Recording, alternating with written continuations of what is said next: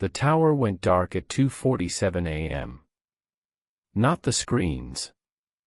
Not the radios. The lights, every fluorescent tube in the cab, just clicked off. Ramirez swore. I heard her chair roll backward. Then the emergency strips kicked in, that sickly amber glow along the baseboards, and the star's display was still painting its slow green sweep like nothing had happened. I looked at the scope.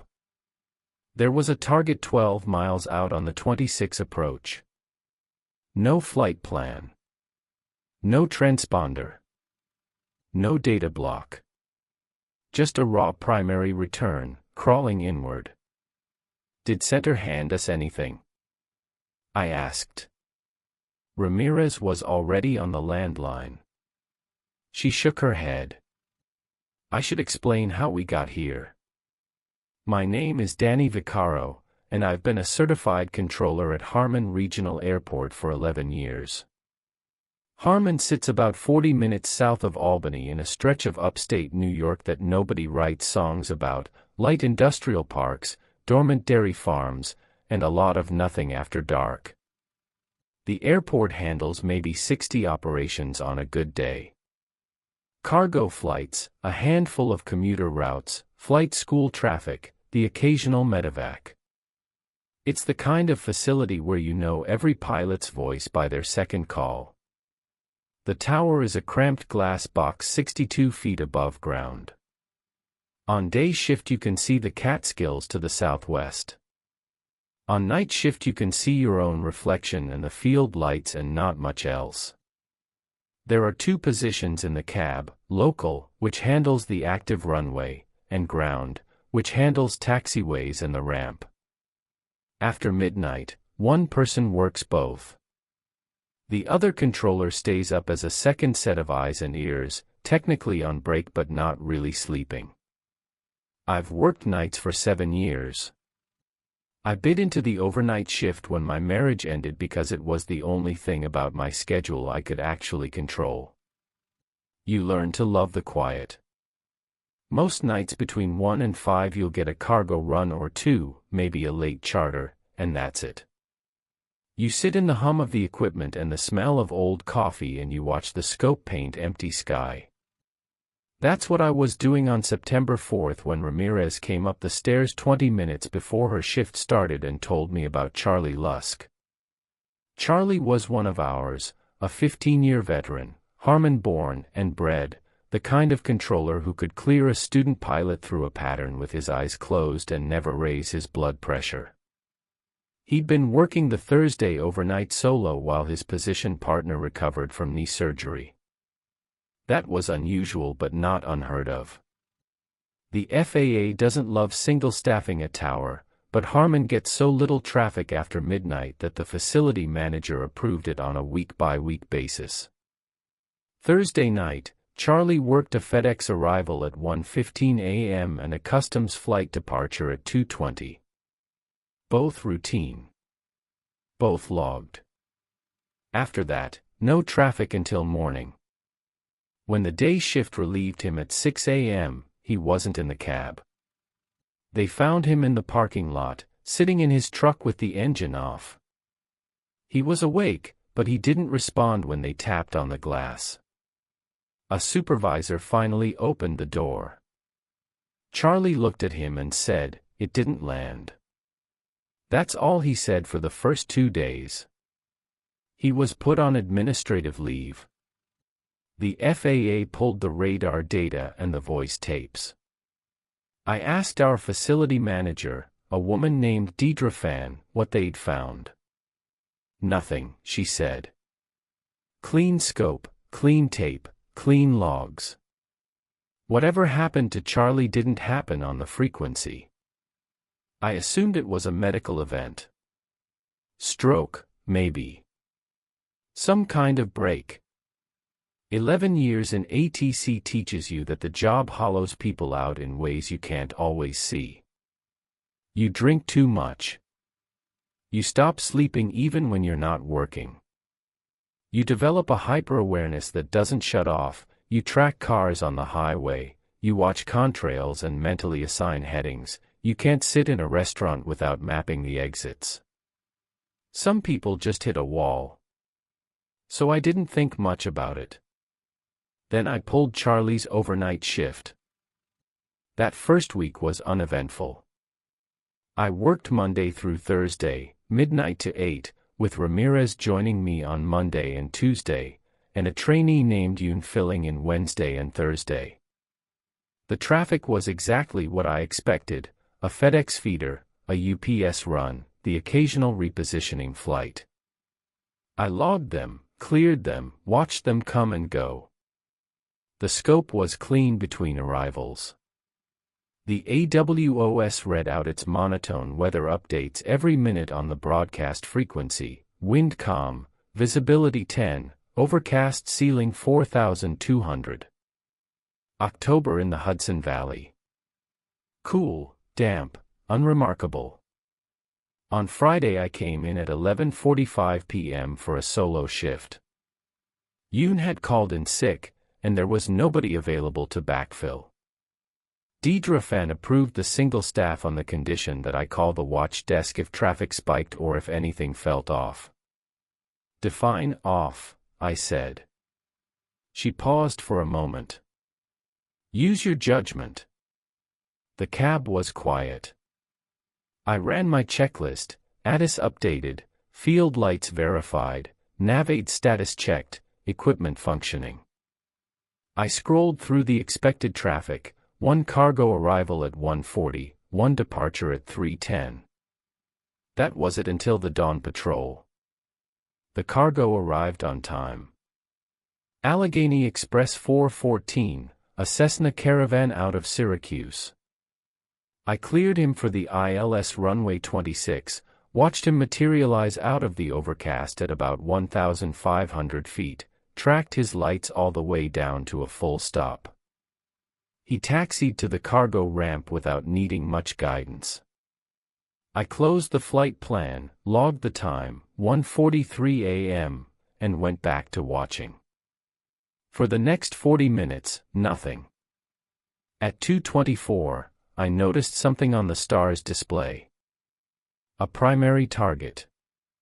No transponder code, no altitude readout, no data block. Just a small bright return, 13 nautical miles northeast of the field, tracking southwest. It was moving slowly, maybe 90 knots, which put it in the speed range of a light single-engine aircraft. This happens. Not often, but it happens. A VFR pilot at night with a bad transponder or an older aircraft without Mode C.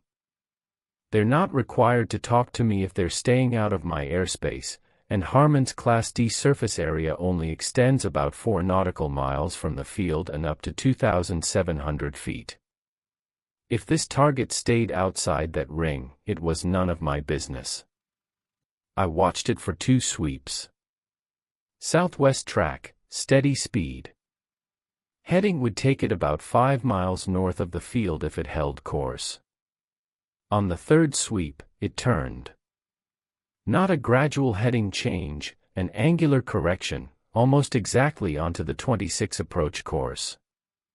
Like it had been flying to an initial approach fix that didn't exist on any published procedure.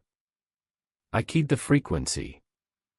Aircraft 13 miles northeast of Harmon Regional. If you read, state your intentions. Nothing. I waited 10 seconds. Aircraft on the runway 26 approach course, Harmon Tower, state your call sign and intentions. The frequency was silent. Not even static. The target continued inbound. 12 miles. 11. Ground speed steady at 92 knots. I picked up the landline to Albany approach. Albany, Harmon Tower. I've got a primary target, no transponder, tracking southwest on the 26 approach course, approximately 10 miles out. You painting anything? There was a pause. The Albany controller, I didn't recognize the voice, came back. Harmon, negative. We've got nothing in that area. No flight plans, no handoffs, no targets. I'm showing a raw primary, 10 miles northeast, tracking 240 at about 90 knots. Another pause. Sorry, Harmon. We've got clean airspace out there. Could be anomalous propagation. WX is conducive. AP. Anomalous propagation. Radar returns generated by atmospheric conditions rather than actual aircraft, temperature inversions, moisture layers, that sort of thing. It happens. I've seen phantom targets before. They tend to appear and disappear, wander erratically, lack the consistent tracking behavior of a real aircraft. This target was not doing any of that. It was flying a straight line, correcting for wind, maintaining consistent ground speed. 9 miles. I tried the radio again. Unknown aircraft on the runway 26 approach course, 9 miles from Harmon Regional, you are entering Class Delta airspace. If you read Harmon Tower on 124.6, respond immediately. Nothing. I watched it cross the 8-mile ring. 7 miles. I could feel my training kicking in, the systematic calm, the checklist logic. Unidentified target inbound. Cannot establish communication. Possible NORDO, no radio. Could be an electrical failure. Could be a disoriented student pilot. Could be a dozen mundane things.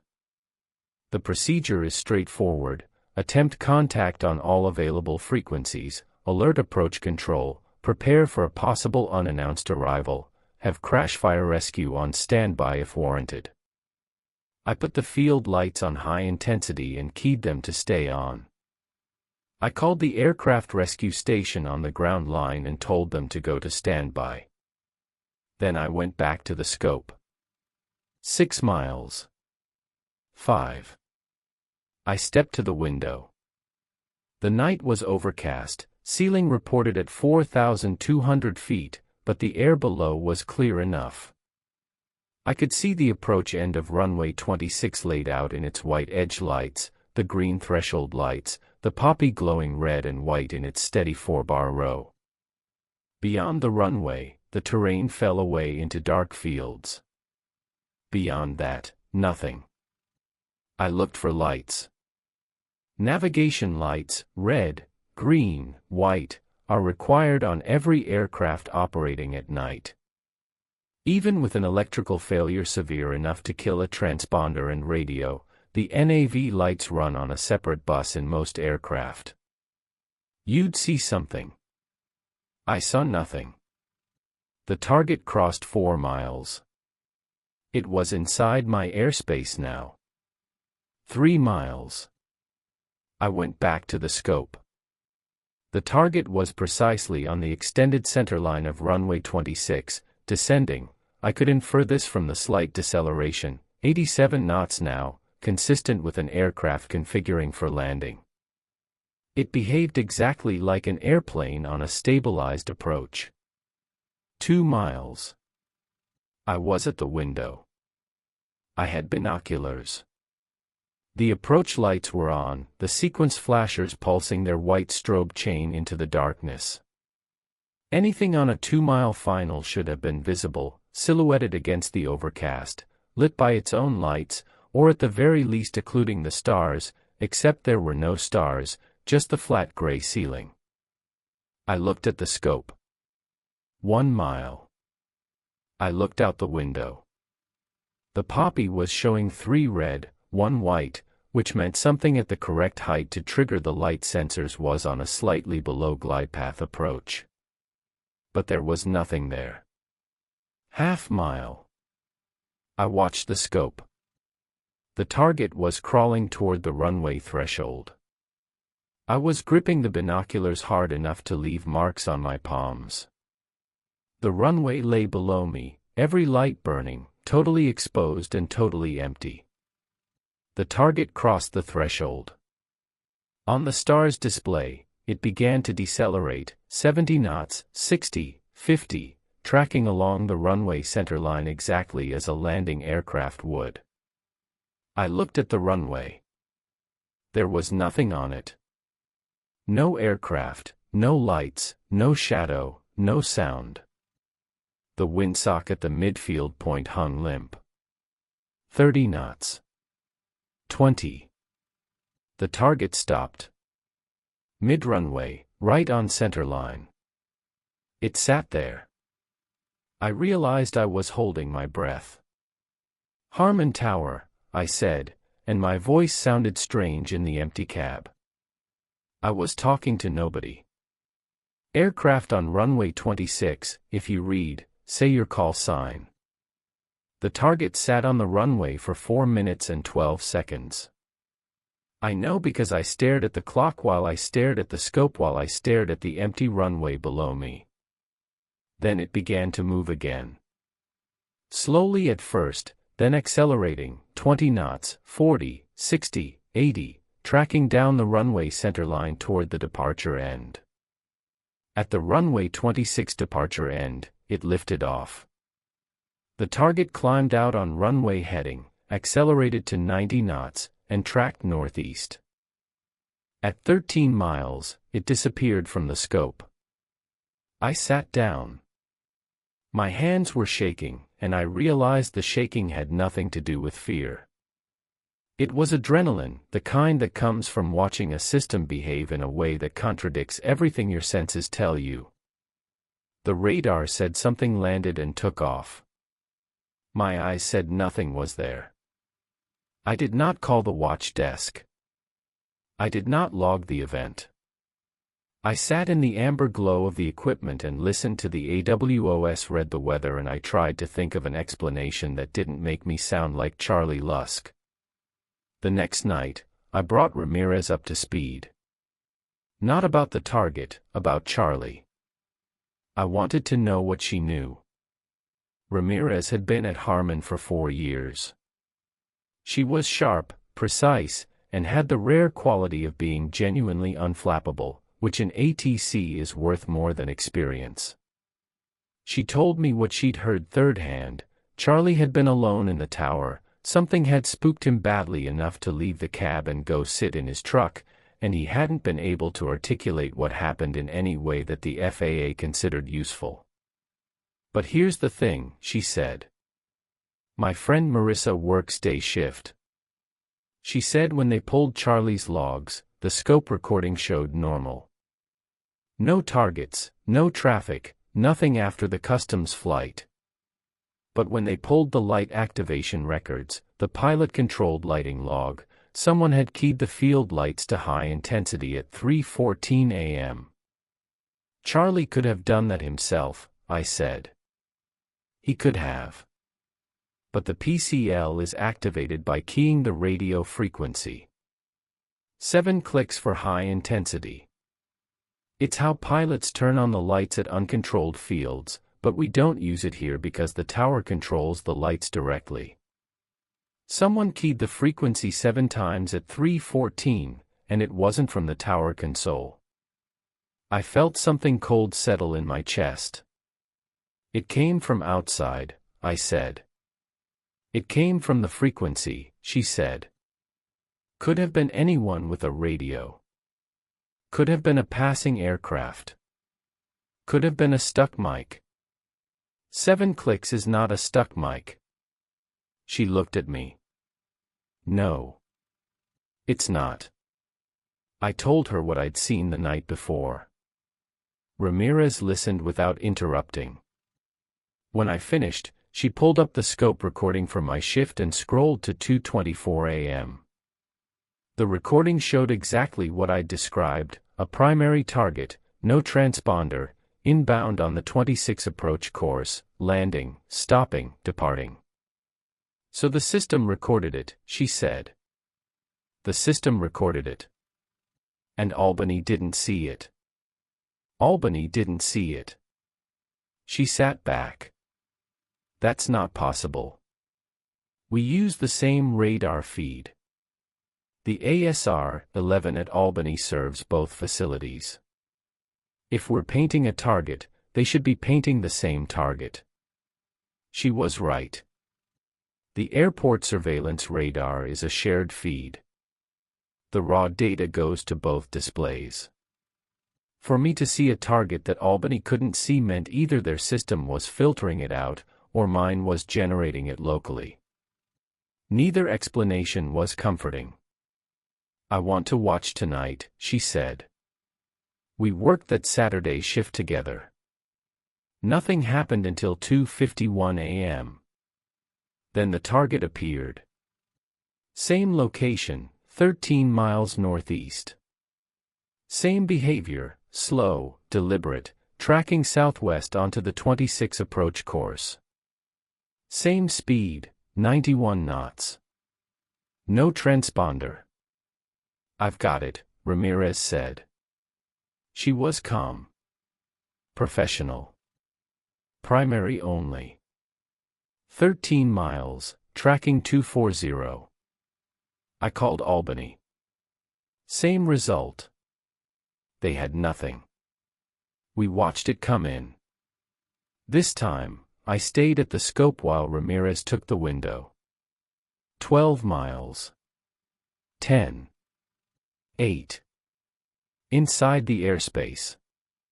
Anything? I asked. Nothing. Clear approach, no lights, no sound. 6 miles. 4. 2. "Poppy's changing," Ramirez said. Her voice had shifted. "Not panic, something tighter. 3 red, 1 white. Something's triggering the sensors. 1 mile. I see nothing," she said. "There is nothing out there." The target crossed the threshold. Ramirez was at the window with the binoculars and a handheld spotlight. She swept the runway end, the touchdown zone, the midfield. The beam cut through empty air and lit wet asphalt and nothing else. The target decelerated. Stopped. Mid-runway, same position as before. This time, it sat for 6 minutes. Then Ramirez said, "Danny." Her voice was different now. "The AWOS just changed." I looked at the weather display. The automated system updates every minute, cycling through wind, visibility, ceiling, temperature, dew point, altimeter. The current readout showed wind calm, visibility 10, ceiling overcast 4,200, temperature 11 Celsius, dew point 9 Celsius. "What changed?" I said. "The temperature. It was 11 for the last hour. Now it's 8. I looked.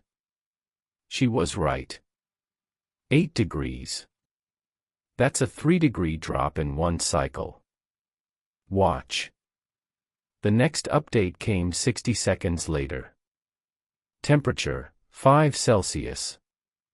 "That's not weather," I said. "That's 7 Celsius. 3 Celsius. It's oscillating," Ramirez said. 11 Celsius. Back to normal. As if it had never changed. I looked at the scope. The target was moving again. Accelerating down the runway. It passed the departure end, climbed out, tracked northeast, and at 13 miles, it was gone. Ramirez sat down. She pulled off her headset and placed it on the console very carefully. "That thing," she said. "Whatever it is. It's not in the air." "What do you mean?" "It's in the system. It's using the radar, the Poppy, the AWOS. It's moving through our instruments. The airspace is empty but the instruments say otherwise, and they say it consistently, across independent systems that aren't connected to each other. The Poppy is optical. Light sensors. I know. So something physical is breaking the beam. Something physical that I can see through. We looked at each other across the dim cab, the scope painting its slow circle between us, and I understood for the first time what had happened to Charlie Lusk. It wasn't a breakdown. It was the experience of watching your instruments, the systems you've been trained for over a decade to trust with human lives, report something that your own eyes flatly deny. You can't reconcile that. The mind just loops. Sunday night I went in early and pulled records. The scope recordings are archived for 15 days before they're written over. I went back through 2 weeks of overnight shifts and found what I was afraid I'd find. September 1st, 2:38 a.m. Primary target, 13 miles northeast, inbound on the 26 approach, landing, stopping mid-runway for 3 minutes, departing northeast. Charlie Lusk's shift. August 29th, 3:02 a.m. Same target, same behavior, same profile. Stop time, 4 minutes. Charlie Lusk's shift. August 26th, 2:17 a.m. Same. Stop time, 2 minutes. A different controller, Mark Devon, who had said nothing about it to anyone. I checked his schedule. He'd put in for a transfer to Albany Center 2 days later. August 22nd. 1:55 a.m. Same. Stop time, 90 seconds. Mark Devon again. I scrolled further back, past the 15-day window where detailed recordings existed, into the summary logs. The summary logs don't show scope playback, but they show radar track data, target position updates recorded every 4.8 seconds. I filtered for primary-only targets with no associated flight plan, no transponder, and a track that terminated on runway 26. There were 47 entries in the past 12 months. 47. Every one between 1:30 and 3:30 a.m. Every one appearing at 13 miles northeast, tracking the same approach course, landing, stopping, and departing. The stop times increased over the 12 months. The earliest entries showed stops of 30 to 45 seconds. The most recent, mine, showed 6 minutes. Whatever it was staying longer. I printed the data.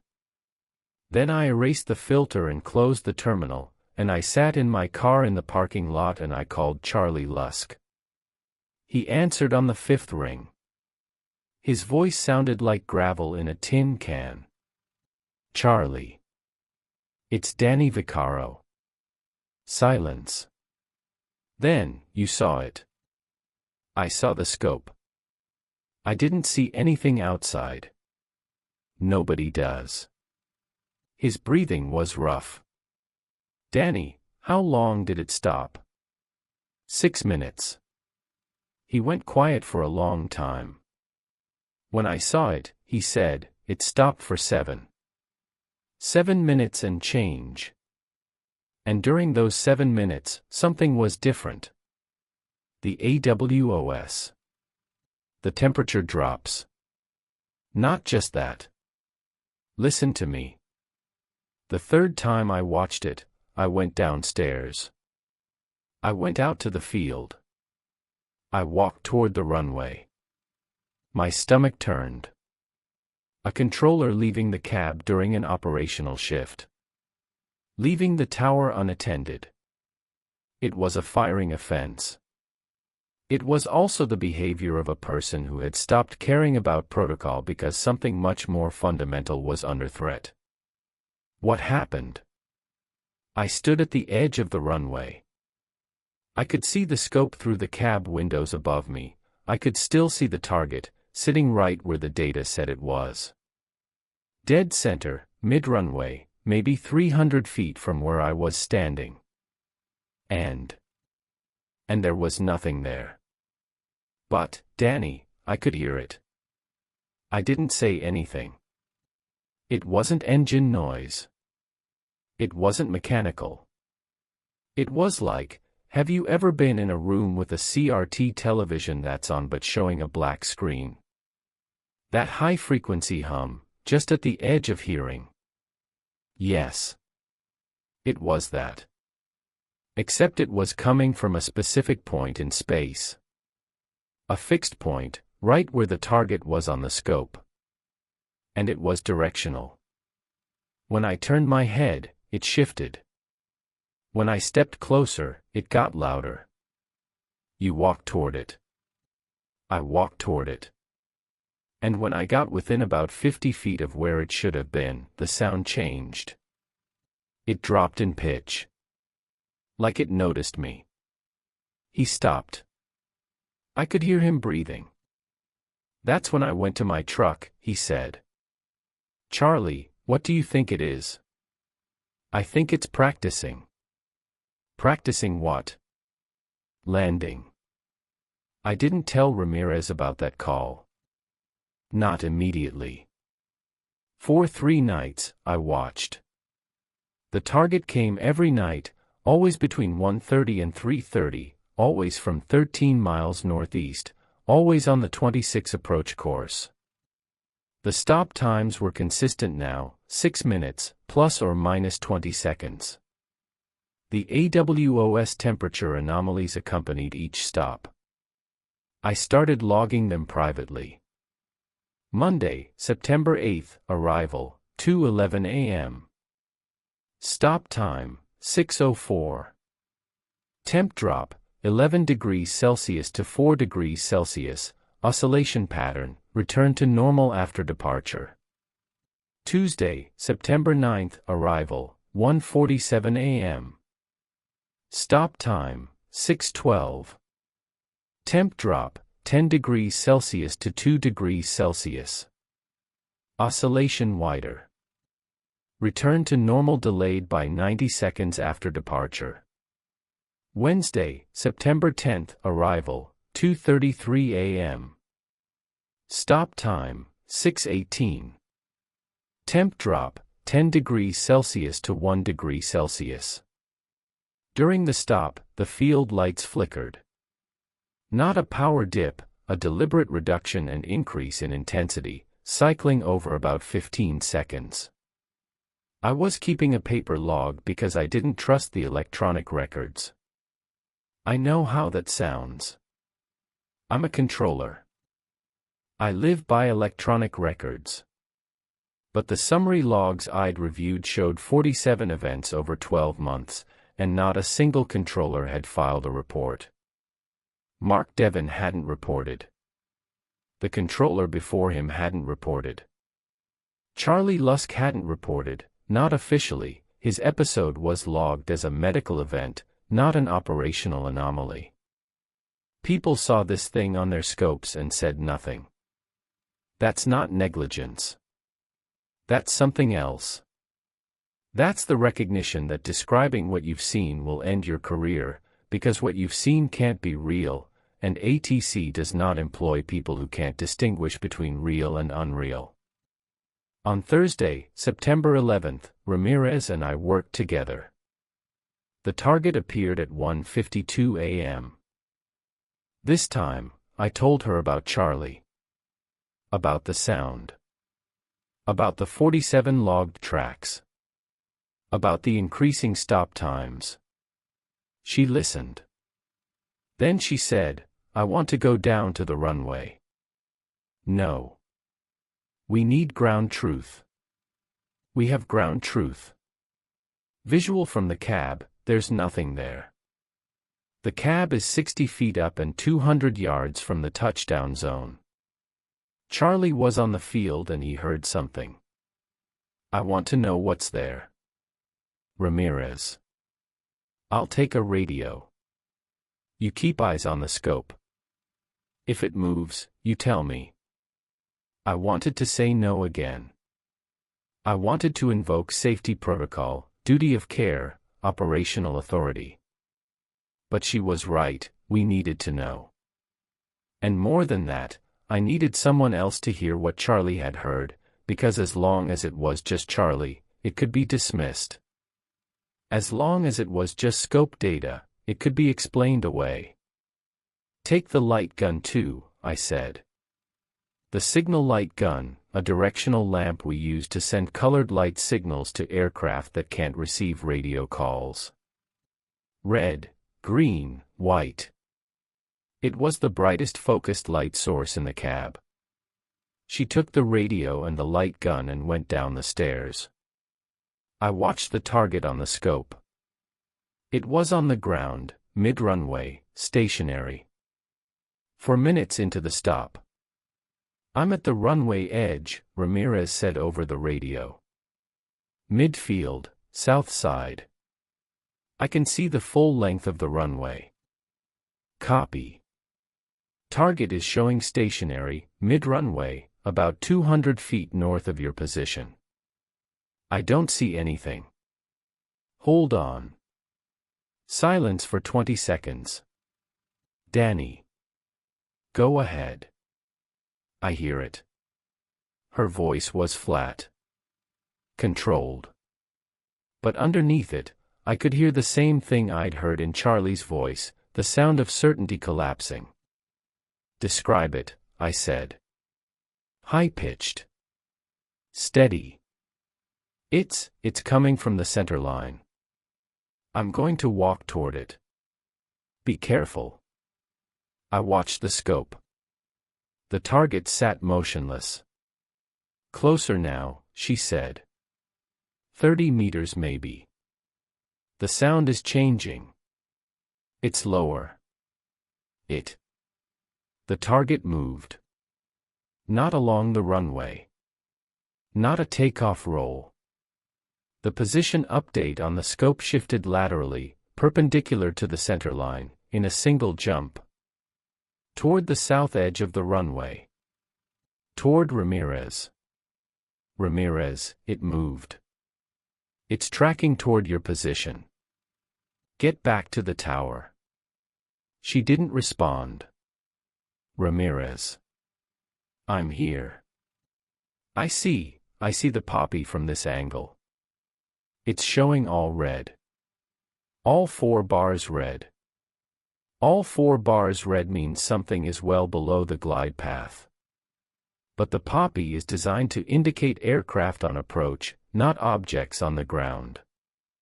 For all 4 bars to show red from her vantage point on the runway surface, something would have to be between her and the poppy units, very low, very close.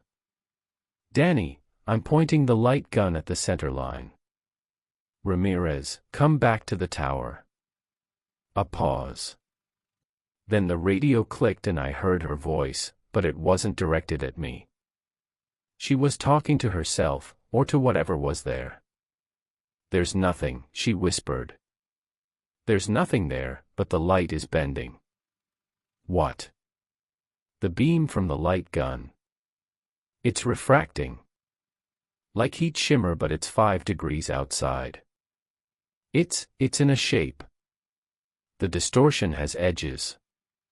The target on my scope jumped again. Closer to the runway edge. "Ramirez. Move. Now." I heard her boots on asphalt. Running. Then the stairwell door, and then she was in the cab, breathing hard, the light gun clattering onto the console. On the scope, the target returned to the center line. It sat for another 42 seconds. Then it began its takeoff roll. 90 knots. Climbing. Northeast. At 13 miles, gone. Ramirez sat on the floor of the cab with her back against the equipment rack. She was holding her hands in front of her face, turning them over, looking at them. "My hands are cold," she said. "Just my hands." The AWOS read 5 degrees Celsius. Then 10. Then 11. Normal.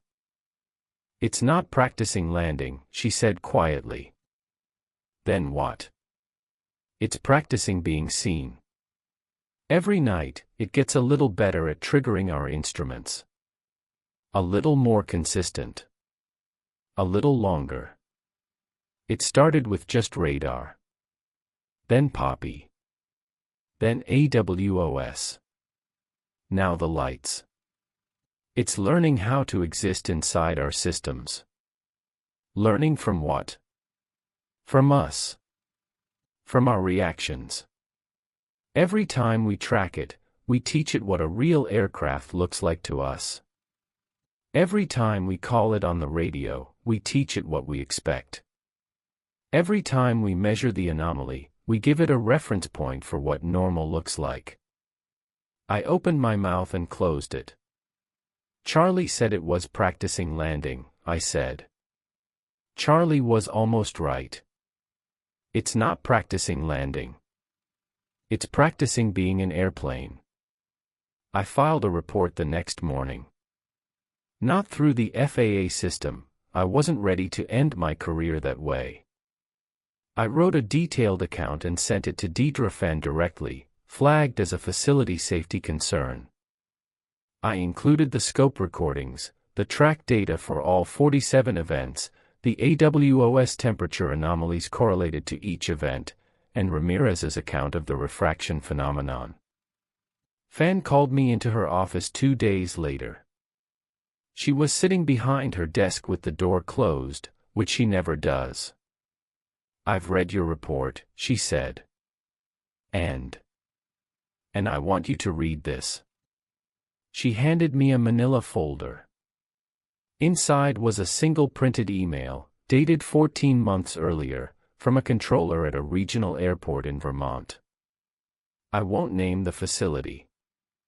The email described a primary-only radar target that appeared on overnight shifts, tracked an approach course, landed on the active runway with no visible aircraft present, and departed after a stationary period that increased over successive events. The stop times in the Vermont report topped out at 11 minutes. "Where did you get this?" I asked.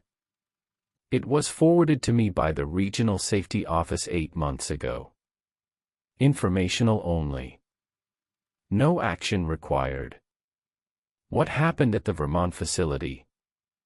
Fenn took the folder back. "The event stopped." Stopped. On a Wednesday night in February, the target appeared, landed, and stopped for 14 minutes. The following night, a Beechcraft King Air on a repositioning flight from Montreal made an unscheduled landing at the field at 2:40 a.m. The pilot reported instrument anomalies and requested to hold on the ground until morning. Tower cleared him to park on the ramp. She paused. In the morning, the pilot was gone. The aircraft was parked normally, doors closed, fuel unchanged. No record of a departure. No flight plan filed. The aircraft's registered owner reported it stolen from Montreal the following day, but surveillance footage showed it had never left the hangar. I sat there. "The King Air is still parked at the Vermont field," Fenn said. "Nobody has moved it. Nobody has opened it." The facility manager up there told my counterpart that the aircraft's transponder has been emitting a signal continuously since it appeared, even though its battery should have died months ago. It squawks 1200, standard VFR code. A normal airplane, parked normally, doing nothing wrong. But the overnight targets at that facility stopped after it arrived. I understood what she was telling me. "You think it finished," I said. "Whatever it was practicing for. It finished. And then something showed up that looked like a real airplane."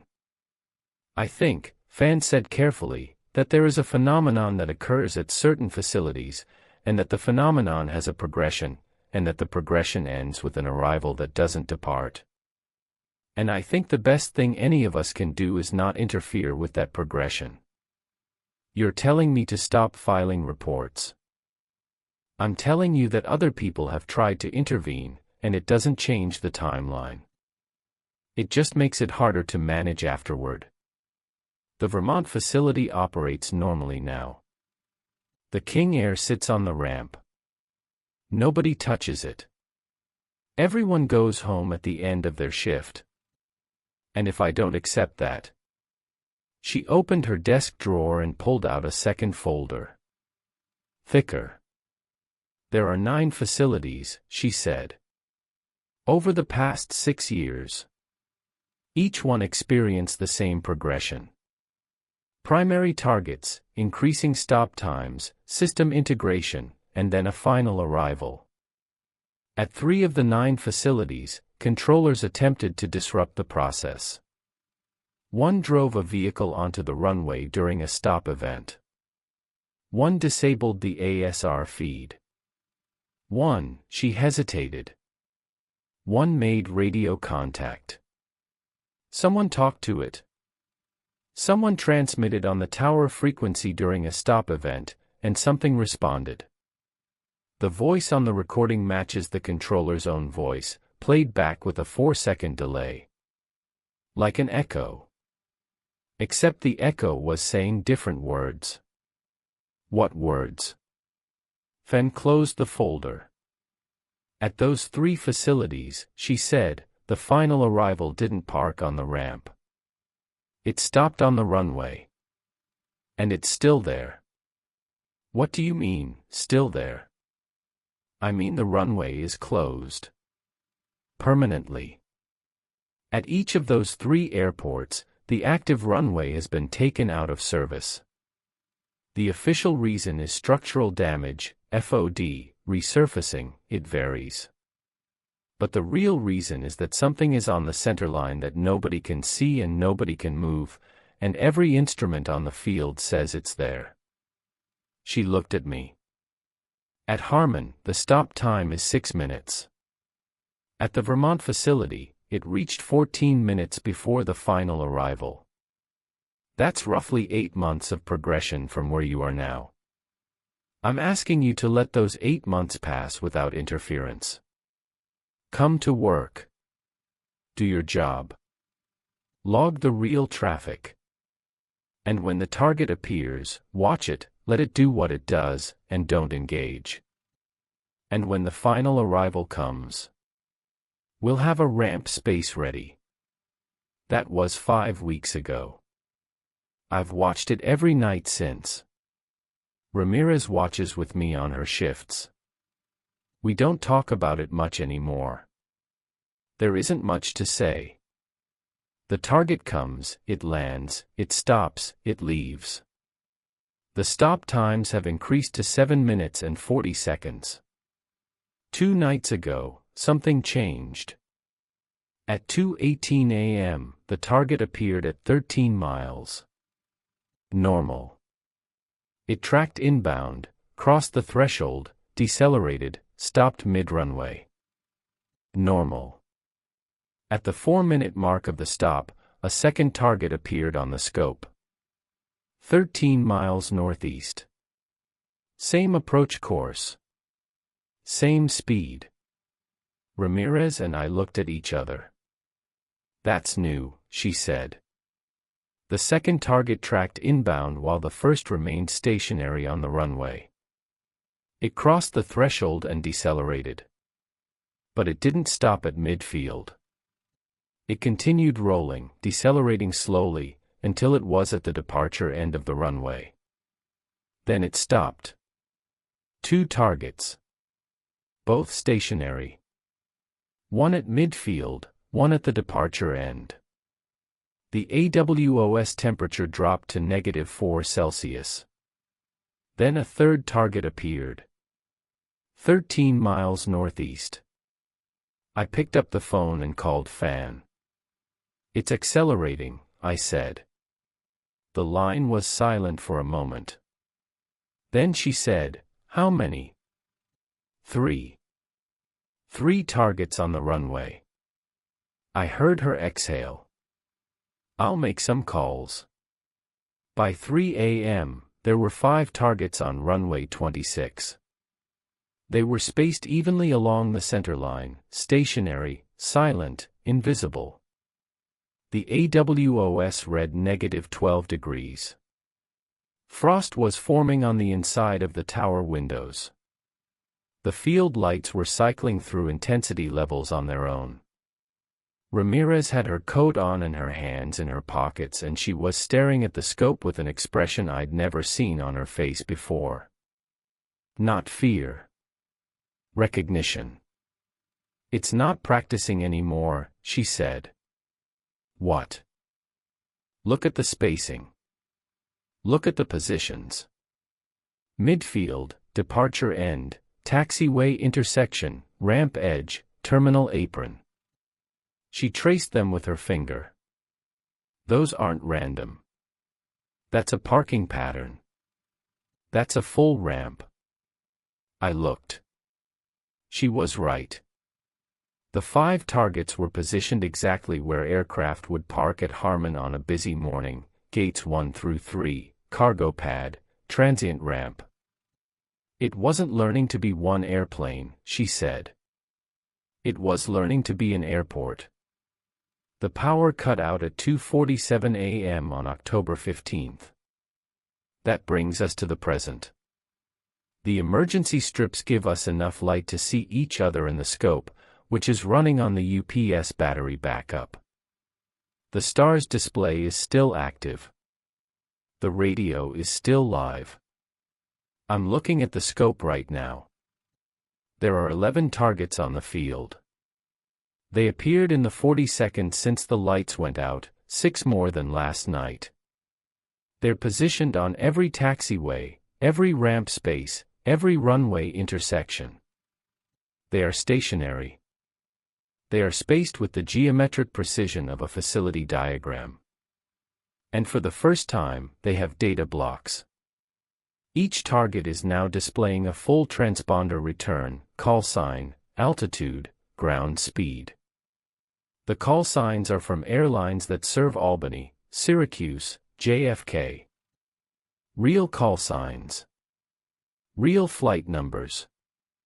I can cross-reference them. Delta 4412. United 6789. Endeavor 3941. These are flights that don't exist yet. I checked. They're in tomorrow morning's schedule. Arrivals due between 6 o'clock and 9 a.m. They're already here. Ramirez is on the phone with Albany. Albany says their scope is normal. They see nothing at Harmon. But our scope says the airport is full. Our instruments say there are 11 aircraft on the ground, engines running, transponders squawking, ready for a morning that hasn't happened yet. The temperature outside is -19 Celsius. The frost on the windows is on the outside now. And underneath the hum of the equipment and the whisper of Ramirez's voice on the phone, I can hear something else. A low sound, rising from the field, not mechanical, not wind, not any frequency I can name. It's coming from 11 points on the ground, and it's harmonizing. I think about the Vermont King Air, parked on a ramp, transponder squawking endlessly, never opened, never moved. I think about 3 runways at 3 airports, closed forever, occupied by something nobody can see. I think about Fan saying let it do what it does. But Fan was talking about one airplane. This isn't one airplane. This is the whole morning schedule, arriving 12 hours early, and none of it is real, and all of it is there. Ramirez hangs up the phone. She looks at me. Albany is launching their first departure in 3 hours, she says. Delta 4412. Albany to Harmon. The same flight number that's already on our scope. I look at the data block on the scope. Delta 4412. Squawking 0363. Parked on gate 2. In 3 hours, the real Delta 4412 is going to push back from Albany and fly to Harmon and request a landing at an airport that already has something wearing its name sitting on the ground. What happens when a real airplane tries to land on a runway that an instrument ghost has already claimed? I don't know. I don't think anyone knows. The Vermont facility only ever had one. Ramirez is putting on her coat. She's picking up the phone again. She's calling Albany Approach, and this time she's not asking what they see on their scope. She's issuing a notice to airmen, closing Harmon Regional to all traffic, effective immediately. Reason: equipment malfunction. It's a lie. The equipment is working perfectly. That's the problem. The equipment is reporting exactly what's there. I can hear the sound from the field getting louder. 11 points of invisible presence, humming at frequencies that are starting to sound less like static and more like turbines spooling up. On the scope, the data blocks flicker, and for one moment, just one, the altitude readouts change from 0 to 50 feet. They're not parked anymore. They're taxiing. Ramirez grabs my arm. We need to go. She's right. I know she's right. We go down the stairs and out through the base of the tower and into the parking lot where the cold hits us like a wall. -19 in October in New York. Our breath crystallizes and falls. I can see the runway from here, lit by the field lights that are cycling faster now, strobing in a pattern I recognize from somewhere deep in my training. Sequenced flashers. Approach lighting. The field is configuring itself for an arrival. But we closed the airport. We closed it. I'm in my car. Ramirez is in hers. We're driving off the facility, past the chain link gate, onto the county road. In my rearview mirror, the tower stands against the gray sky with its cab windows dark, and the field lights are blazing, and beyond them I can see the runway, and the runway is empty, and the runway is full, and both of those things are true at the same time. My phone rings. It's Fan. Are you off the field? Yes. Good. Stay off. The FAA is sending a team. Deidre. It's not one aircraft. There are 11. They have call signs. Real ones. Tomorrow's flights. The whole schedule. Silence. I know, she says. It's not just Harmon. Something in her voice makes me pull over. What do you mean? I've been on the phone for the last 30 minutes. The 9 facilities I told you about. The ones that already had final arrivals. Single aircraft, parked on ramps, transponders squawking. Quiet. Yes. They're not quiet anymore. The line is silent for a moment, and in that silence I can hear, faintly, in the background of her call, a sound I recognize. The hum. That high, directional, almost audible tone. It's coming through her phone. Deidre, where are you? I'm at the office. I'm looking at the STARS remote display. How many targets? She doesn't answer right away. All of them, she says. Every arrival on tomorrow's schedule. Every flight. At every facility where this has happened. They're all full. I sit in my car on the side of a county road in the dark, and the cold is seeping through the doors, and in the distance the field lights of Harmon Regional Airport are strobing an approach lighting sequence for something I cannot see, and Ramirez has pulled over behind me and is flashing her headlights, and my phone is pressed to my ear, and through it I can hear the sound of instruments reporting the truth about an empty sky that isn't empty anymore. How long until sunrise? I ask. 3 hours. In 3 hours, the real flights launch. The real pilots file real flight plans and push back from real gates and take off into real air and fly toward airports that already have something waiting in their parking spots, wearing their names, squawking their codes. I don't know what happens then. Nobody does. But I keep thinking about something Ramirez said, the night she stood on the runway with the light gun and watched the beam bend around a shape she couldn't see. It's not practicing landing. It's practicing being an airplane. She was wrong about one thing. It wasn't practicing. It was rehearsing. And tonight was the dress rehearsal. I sit in my car and I watch the light cycle and I wait for morning, because morning is coming, and with it comes every flight on the board, real and otherwise, and I no longer know which is which.